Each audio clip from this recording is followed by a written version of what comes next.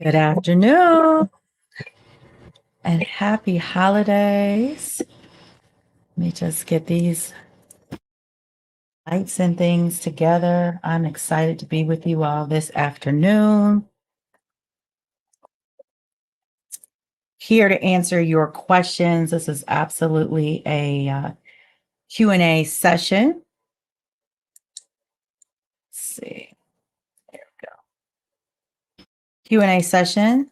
To answer you all's questions about real estate, estate planning, legacy planning, I truly believe that God's purpose for money and for us leads to impact and inheritance. That's a framework that he gave me, impact in our own families, our communities, and globally. And for us to have an inheritance, but for us also to leave an inheritance as well. And one of the best ways to do that is through real estate and through legacy planning that so many of us just fail to do. So I had such an amazing conversation with a client yesterday. She's 94 years old. That's right, 94 years old. And her next closest living relative is 102. Wow is right. Wow is right. And she was like, I need to get some things in order. And the astuteness of a 94-year-old to pull people together and say, hey, I want to get some things together. Can you help me? She clearly, her parents have passed away. She does not have any siblings. She does not have any children. She does not have a spouse. It's just her. And it is the neighbors who are checking in on her, caring for her, making sure that what she needs is being handled. And it was the neighbor that reached out to me about helping her. And of course, because I have such an affinity for our more mature generation and everything that they have accomplished and their willingness to want to pass that along, but they don't always know how, or they get with someone who does not have their best intentions at heart. So that's how all of this came about. And it was truly, truly, truly amazing. Okay. So a few things that I want to share with you all about handling your legacy planning, handling your real estate, right? First of all, my name is Alexis Hart McDowell. I'm a real estate attorney. I am a real estate investor. My law firm is the Law Office of Alexis Hart McDowell. You can find me at enterpriseesquire.com. I also have a hard money lending company that is epicimpactinvestors.com. And my purpose is to educate those who want to have greater impact and inheritance according to God's will, and to also shift those people who want to invest capital for according to God's purposes into their next financial dimension. So that's how I help people. So this is a live Q&A, so feel free to call in. New format, we're doing a call-in show. You can also text in. If you text in, clearly I'm not going to say your name. If you call in, I'm not going to say your name. We'll just make up a name. I want to keep it anonymous for those who have privacy concerns. The number is 312-761-8566. 312-761-8566. Let me see if I can get that on the screen. Take that down. It should be in the caption as well. So text in your questions. All right. Show this one. Text in at 312-761-8566.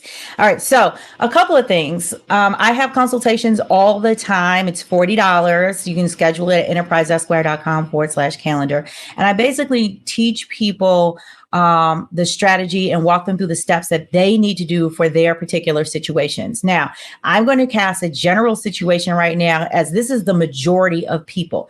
The majority of people have one house. The majority of people have two cars, one or two cars. They may have a retirement account, whether that be pension, 401k, and they may have an investment account, okay, where they were, doing stocks or something like that. And those are the majority of the calls that I get. And they want to know, ooh, should I do a will and just will my house to so and so and will this to such and such? And the number one piece of advice that I can give people is that a will send you to probate. Okay. I should say number one piece of information, not advice, but piece of information is that a will send you to probate. Okay. So the goal is to dispose as much of your property as you can outside of probate. Probate can be lengthy. It can definitely be expensive. So if you want more of your wealth or you don't want to burden the people who are going to be handling your estate, you want to transfer as much of your estate as you possibly can outside of probate. Okay. Now, the best way to do that is to make sure everything is titled appropriately. Okay. And we're going to go through what each one of those things should do. All right. Give me 1 second here. This. All right. There we go.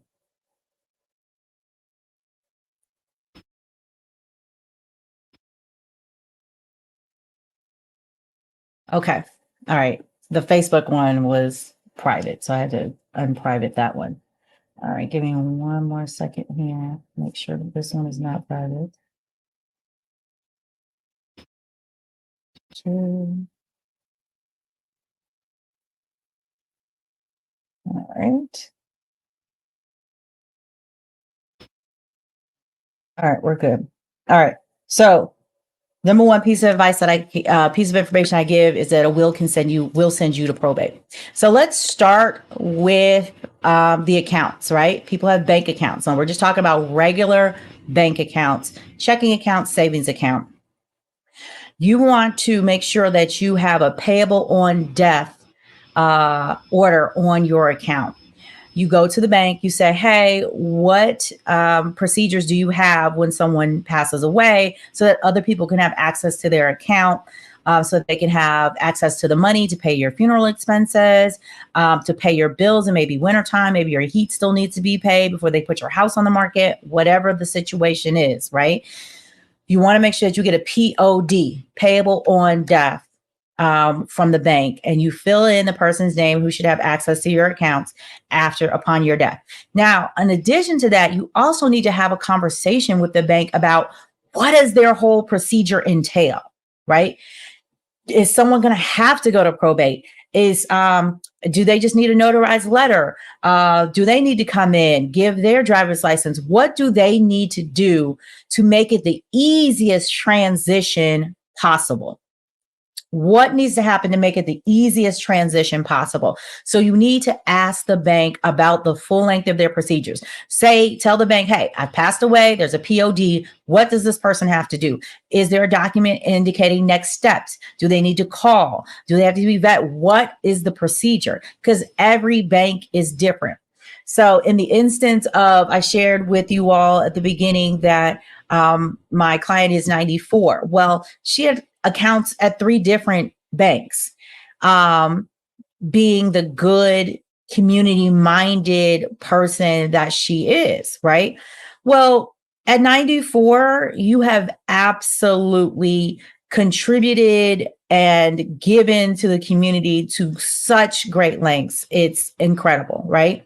That she honestly did not need 3 accounts at 3 different banks. So we said, look, you need to close down these other 2 accounts, put the money into this one account, and then follow these steps for this one account. Now, if she was 20 or 30, maybe I would have given some different information as far as having the multiple accounts, but she's 94. She's trying to get some things in order. And as you get things in order, you want to consolidate and streamline so the people who are dealing with your estate only have so many places to go. It is so much easier to deal with one bank and one process and procedure than dealing with, oh my God, I got to go to 2 other banks and then find out their processes and procedures and then follow those processes and procedures as well, right? So that's what we're trying to avoid here. We don't want to do that. So we want to get it down to one bank and then a single checking account and a single savings account. Again, this is advice I'm giving a 94-year-old. And remember, the other issue is her closest living relative is 102. Okay.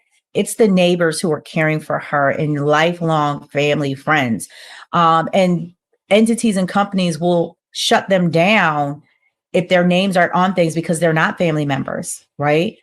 I don't know how hard it is for them to open a probate estate for her, right? As the neighbor, as a lifelong friend. So you want to streamline these things so that they are not enduring any of these jumping through hoops and all of that kind of stuff that banks will absolutely make people go through. All right. So if you have questions about that, feel free to call or text in at 312-761-8566. I am answering your questions live.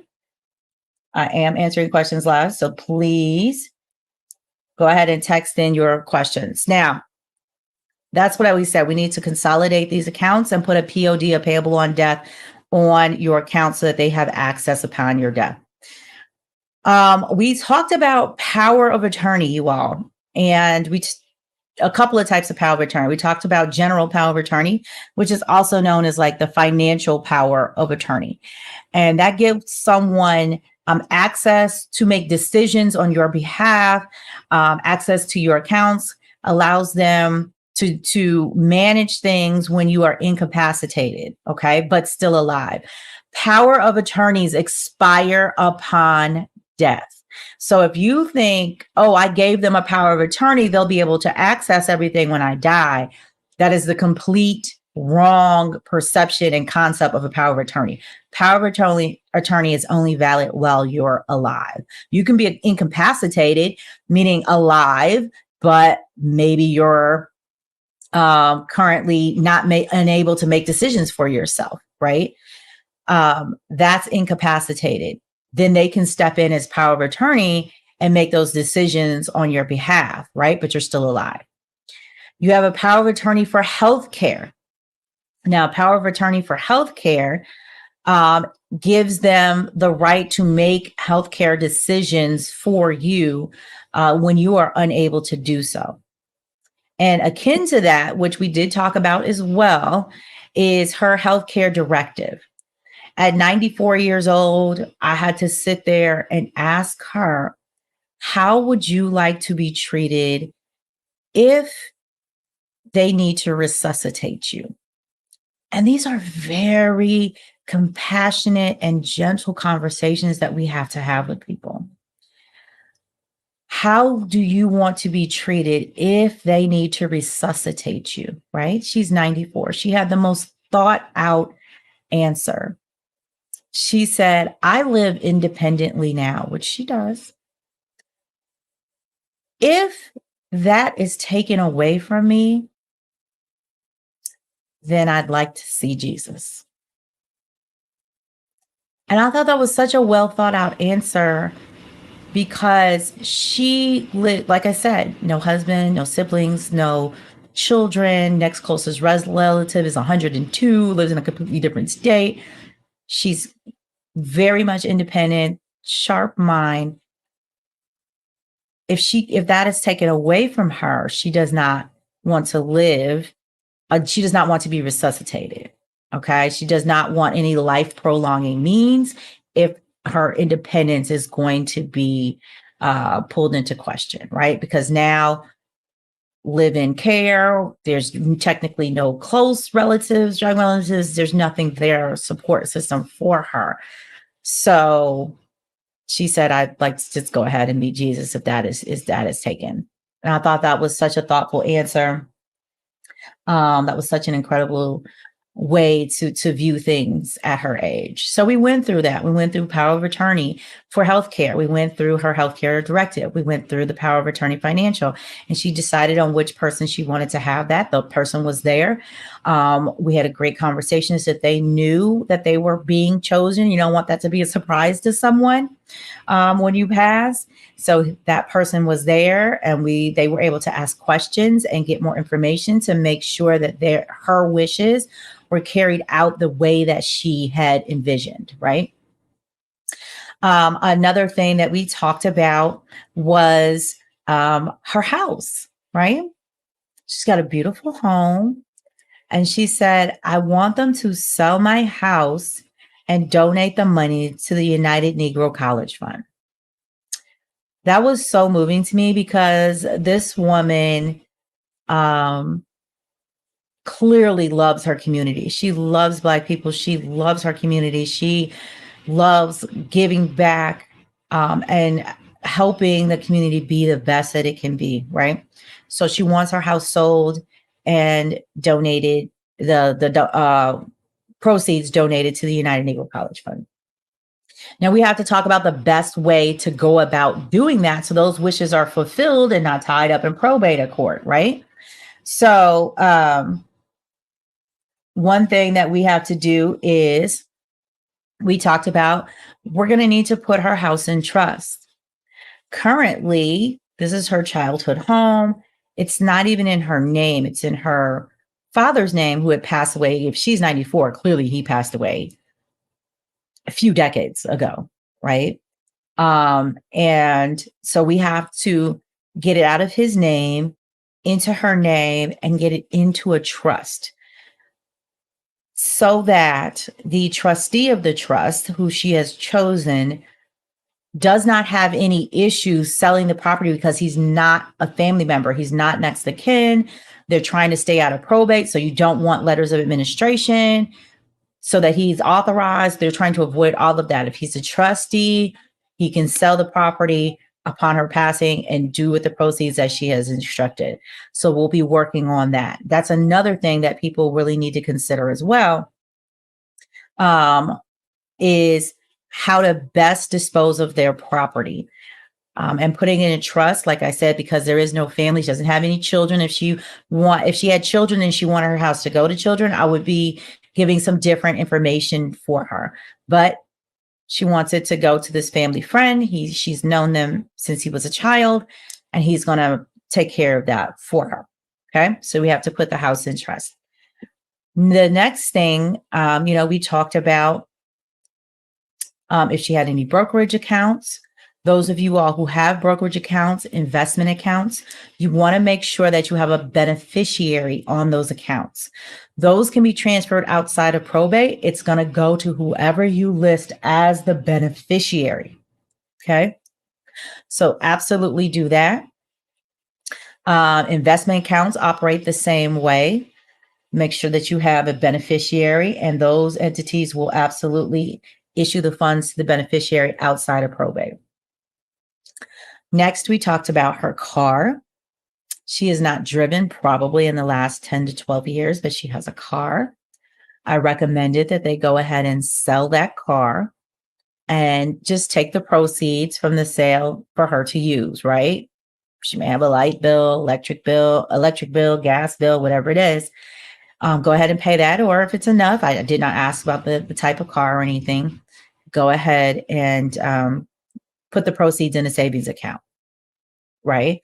The point of that is that while there is a process in Illinois to transfer cars upon someone's passing, it's easier to do that. She's alive, right?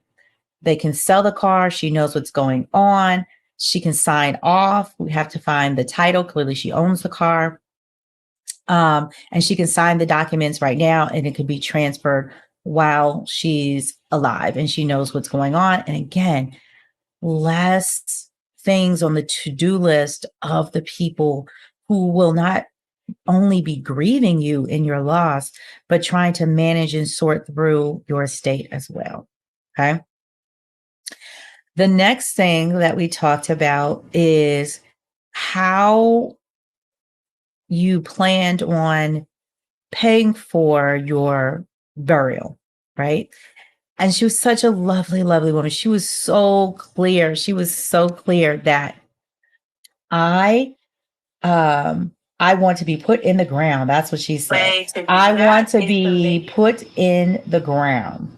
And she was very clear about that, right? Sorry, let me get this Facebook one.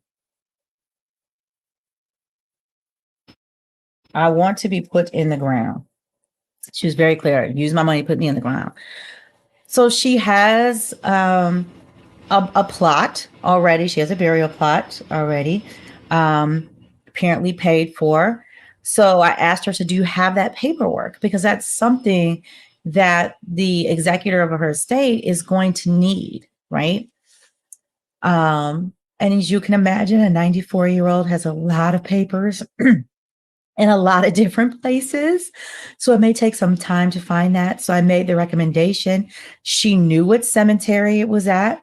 I said, hey, sometimes you got to start there. Call the cemetery, give them her name, verify that this is the case, that there's a plot, it's paid for, have them send over the paperwork so that we have something. Because sometimes it may take a while to sort through her paperwork to find exactly what it is that verifies that her plot is paid for, right? So you have to call the cemetery, reach out to them, say, hey, this is what they say. Do you have this? Is it paid for? Her family is there. So she's they, her other family members are in the same cemetery. So the cemetery should have some information, not only on the family, but if she paid for this plot, right? So you want to get copies of that information now and give it to the executor so that they're not running around, right? You want to put all this stuff in a central location. She also mentioned about back in the day, she has a pension, she has a city pension. Back then, they took money out of your paycheck for some type of US savings bonds or something. And she said she has them, and that's how you're going to pay for her funeral and her casket. And she, such a lovely woman. Don't skip on putting me in the ground. Don't skimp on it. Don't skimp on it. And these are her wishes. And so we said, okay, can you pull those out for us for next time? Right. I asked the neighbor to take some pictures. If they're able to locate these things, please take some pictures so that we can start doing some research on these things now. Right. A lot of times people are confused on what it is that they have and what the value of it is. Right. So she may call it a US savings bond, but we may get a picture of it and say, oh, this is not a bond at all, right? This is worth X amount of dollars, or this is not worth anything, or we got to figure out if this is worth something, right? Who issued this? How do we get in contact with them? How do we redeem these? If they're redeemable, we have to start doing that research now prior to her passing, especially if she wants that used, if she's under the belief that that can be used to pay for her burial, right? Well, we got to figure out what it is she's referring to and then see how we can redeem that. Okay. So all that kind of stuff is very, very, very important to take these steps now so that people are not overwhelmed when or surprised, right? It would be quite a surprise if she told everyone, I have these bonds to pay for stuff, and then she passes and we finally see the bond and it's not a bond at all, right? We wouldn't know. So you want to know that type of stuff up front, again, to make it easier on the executor of your estate, um, and so that your wishes can be fulfilled in a timely fashion, right? It's a lot of money that goes out very quickly upon someone's passing, all right? So that's another thing that we talked about as well, right? Um, the next thing we talk about is, you know, do you have any other valuables or things that you consider valuable, right? Well, let's take a look at those things now. You may have some silver or an instrument or something that's some type of very valuable antique, right? I don't know. She's 94. There could be all kinds of things. I asked her what she believes she may have had that was valuable, right? And we'll have the neighbor take a picture of that. And we'll see about if it is valuable, right? We may have to go to an antique dealer. We may have to do some research and find out if those things are valuable. Then she can make a decision while she's alive, right? Say, hey, I want so and so to have it, or go ahead and sell it, and then take this money and donate it to this ministry, right? But those are all choices and decisions she gets to make right now, which was great because she's still alive, right? And that's the goal. That's the goal. So we start going through some other assets or things that she considers valuable. Those of you all with older relatives, older parents in their 90s, I think I read more and more about people in their hundreds. Take the time to really see and sit down with them and see what they believe is valuable. Take pictures of it. Don't remove it from their home, but take pictures of it, tops, bottoms, all the way around, any identifying information, and start doing research with antique dealers and things like that to see if there are, if it is valuable, right? If there's something that they can get from it so they can continue to use it. Because clearly, a lot of the 94-year-olds, they're not using any of the stuff that is valuable. It's literally in a corner someplace collecting dust, or they forgot about it, and it could be used to help them now. They're probably not worried about if it gets donated to someone, if or if it gets sold to someone because they weren't using it and it was probably, you know, under something for the last 50 years, right? That's not hard to imagine when you're 94. And using the money to help them out now, right? They need help now, and that money could be used for them now. And then the item could be a blessing to someone else. Okay. All right. Let's see. What else do we have? All right. Another thing that we talked about is, and I mentioned briefly, is bring in the people who you want to handle your estate. Bring them in, sit them down so they understand, they hear you, they hear your voice, they understand your heart, so that when decisions come up that you didn't plan for, right? Or that are a surprise, they have some sense of how you would respond, how you would make your decision. This particular woman, she definitely was a giver. She was definitely a giver, donated to different ministries that helped her friends. She believed in things for the community, for the African American community. So knowing that about her, if something were to come up or you were to discover something after her passing, you would know, hey, I'm going to sell this and then I'm going to donate the proceeds to these ministries or to this particular organization because I know that that's what she wanted. She supported them for a long time. She believed in them. And I know that that's what she's going to want. Right. So it's so that in and of itself is so important. And I want you all to know when I had this was an in person on site meeting with a client. I have not had an in-person on-site meeting with a client in years. Years. Okay. Because COVID shut it all down. We all went virtual, everything, right? But clearly, this 94-year-old woman was like, she has to see me face to face. I have to come in. I have to speak with her. I have to see her. I have to make sure that she's okay. I have to meet the people that are assisting her. And it was such a delight. And it just truly, truly, truly warmed my heart to see the love that she had for the community, how dedicated she was to it, and that how her impact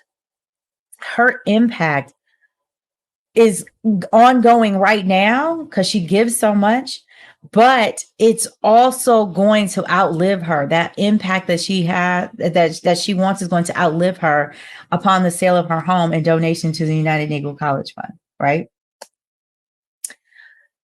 So we talk about impact and inheritance, and that's what I'll be talking about so much in 2024. And God gave me this framework based upon your heart posture, your stewardship, and your generous spirit. And Those are the things that should be the purpose behind wealth building, be the purpose behind your stewardship. He wants you to have a greater impact, not only on your family, but your community and the globe. He also wants you to have inheritance as well. It's not about you just giving it all away. He wants you to have an inheritance well, to live in that, to live well so that you can give that to someone else. So that you can give that to someone else as well. Okay. So let me check and see. Uh,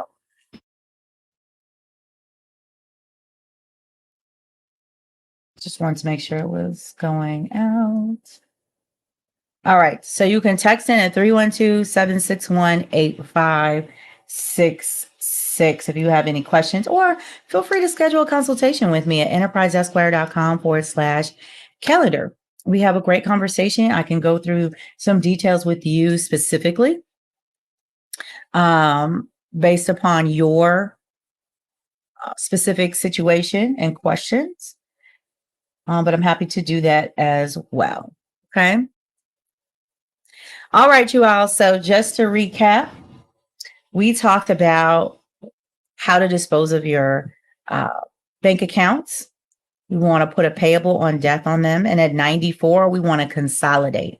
As I mentioned, she had savings accounts at 3 different banks.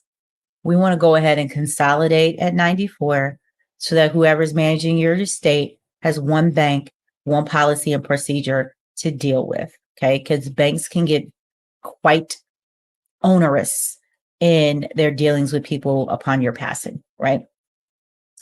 Number 2, one, put that payable debt on there. Number 2, make sure there's beneficiaries on any investment and brokerage accounts. They will pay out directly to that beneficiary. Double check. Sometimes people have beneficiaries on their accounts that have passed away and they just never updated them. There may be a spouse and they passed away, but you never updated it. So you want to check your beneficiaries on your investment brokerage accounts and get a beneficiary on there. Okay. Next was automobiles. If you're older, such as her, 94, who's no longer driving, sell the car. Use the proceeds to help them. They still have bills to pay. She still has an electric bill. She still has a heating bill, right? While they're still alive, they can sign off on that paperwork. They understand it. They know what's going on. They can also make the decision to say, hey, I just want to donate it. And one of the things you want to think about when you're donating, especially at 94, it's literally just the gift. It's just the donation. There's no tax write-off. In this particular instance, again, it depends on your income. She's living off of a pension. That's it. A city of Chicago pension. There's no tax write-offs. Clearly not filing taxes or not getting refunds. So be mindful that if you donate it, it's literally just out of the goodness of your heart to donate it. It's not, in this particular instance, is not going to benefit her as far as anything dealing with her taxes. So she may want to sell it and take that money and donate the money, or she can use the money to pay the bill. We advise her to sell it and use the money to help her out right now. Okay. So that was the automobile. We talked about what to do with your house, right? This instance, based on these facts, we recommended putting her house in a trust. She does not have a spouse. She does not have children. She does not, her next of kin is a cousin who's 102, who lives in another state. Okay. So, she wants to sell her house and the proceeds to go to the United Negro College Fund. The easiest way to do that is to put it in a trust so the trustee has no issues with ownership, title, all that kind of stuff, and can sell it without a problem and put the proceeds, donate the proceeds as she requested. So that's the advice that we gave in this particular instance. And those are the main things that people have. Of course, People who have a lot of wealth have more houses, more cars, more counts, more different things, right? But the majority of people have these basic things: a house, a car or two cars, an investment account, a brokerage account, including, 401k, something like that, and a pension. That's the majority of people. And it is easy to dispose of each one of those items outside of probate. Okay. Now, if she still wants a will, she can, but all of those things are the major things are disposed outside of probate. The house is automatically gone. The bank accounts are automatically gone with the payable on death. All of the important, valuable items are automatically gone or were already taken care of already. So then, if she wants a will at this point, that's fine because it's going to have what? Clothing, maybe, furniture. I give my furniture to so and so, I give my clothing to XYZ. And nobody's going to probate a will that's just giving away clothing and furniture. Just follow the will. Just do what the will says at that point, because it's going to cost them money to probate to just deliver some clothes and furniture. Okay. And again, I'm talking about items that are not of a substantial value. Okay. If you're talking about this is a first edition Gucci couch, we're gonna have some different advice about that, right? But if it's just regular furniture and you're like, okay, regular clothing of typical people, not the super wealthy and all of that. If you want to, you can just write in there, donate all my clothes to a mission, donate my furniture, or sell the furniture and donate the proceeds to this organization, right? So those are options. Those are all options for people, and those are all the things that we went through. So if you would like to have a consultation with me, I welcome it. I love speaking to people, helping them avoid probate, especially in the African American community. There's so much misinformation going around. Do I need a will? Do I not need a will? And my answer is always, we need to talk about it. We need to talk about it. What assets do you have? What is your family situation? Some people have second marriages and they have children from the first marriage, children from the second marriage. Okay. How are we handling that? Right? Are they all around the same age? Are they all grown adults? Or some people have grown adult children, but then have kids in grammar school from a second marriage, right? And so they're like, I need to provide for the grammar school kid because the adult kids are fine. These are all conversations that have to be had so that you can structure things the best way possible outside of probate, especially in situations like that, because once you hit probate, people can contest stuff. They can say, we're contesting that. They should have left us this. They should have left us that. Well, heck, if everything is disposed of outside of the will, outside of the probate, and it's the beneficiary is on in the accounts, the person who you intended to get it is going to get it. And then nobody in the family can contest that. Okay. So it does make a difference. It does make a difference. Okay. All right. Okay. I don't see any comments. All right, you guys. Well, this is your opportunity to kind of get a free walkthrough. I'll be doing these in 2024 because I love talking to people. But I understand some people need a little bit more privacy, which is why I have the consultations, and some people are fine with just asking their question, their hypothetical question on this type of forum. So, all right. All right, you all. So it has been 40 minutes. I hope I have answered some of you all's questions. Check on your elderly neighbors, you all. Check on your elderly family members. Don't just send flowers and gifts on birthdays and holidays. Go in and physically check on them. Physically check out their living conditions. Go in and physically check out their health. All of that is so important. All of that is so important. So please do that. and then start to have these conversations within your families, especially holidays. A lot of us are getting together. You might not see mama for a while, papa, whatever. Just say, Papa, do you have some things together? Or what do you want to do with your house? Have you thought about that? And if they need someone trustworthy, if they need someone assistance, reach out to me. I'm happy to help. I'm happy to help. All right, y'all. Happy holidays. Visit me at enterpriseesquire.com /calendar to book your consultation. Have a wonderful afternoon. Take care.